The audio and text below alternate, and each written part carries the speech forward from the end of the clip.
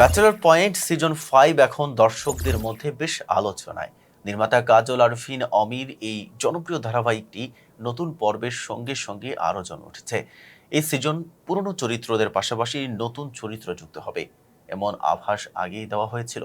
কাবিলা, হাবু, পাশা, নেহালদের সঙ্গে এবারে যুক্ত হলো নতুন মুখ। নতুন চরিত্রে দেখা গেল জনপ্রিয় অভিনেত্রী অর্চিতা স্পর্শিয়াকে।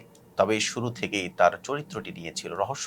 প্রায় 1 মাস আগে নির্মাতা নিশ্চিত করেন Archita Sparshia bachelor point season 5-এ যুক্ত হচ্ছেন, কিন্তু তিনি কোন চরিত্রে অভিনয় করছেন তা প্রকাশ করা হয়নি।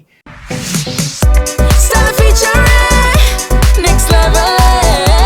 Well done, side by side, fridge. শুটিংয়ের কিছু ছবি প্রকাশ পেলেও তার মুখ স্পষ্ট দেখা যায়নি, ফলে দর্শকদের কৌতূহল আরও বেড়ে যায়।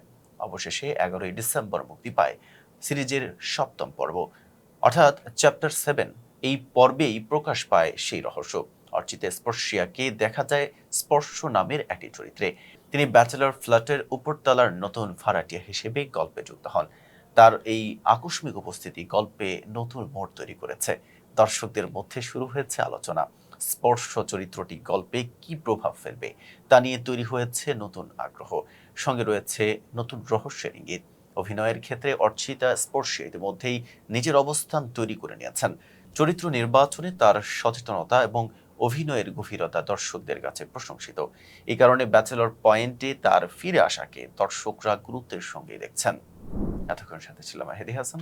ফাজদা বিপলের সাথে থাকার জন্য ধন্যবাদ।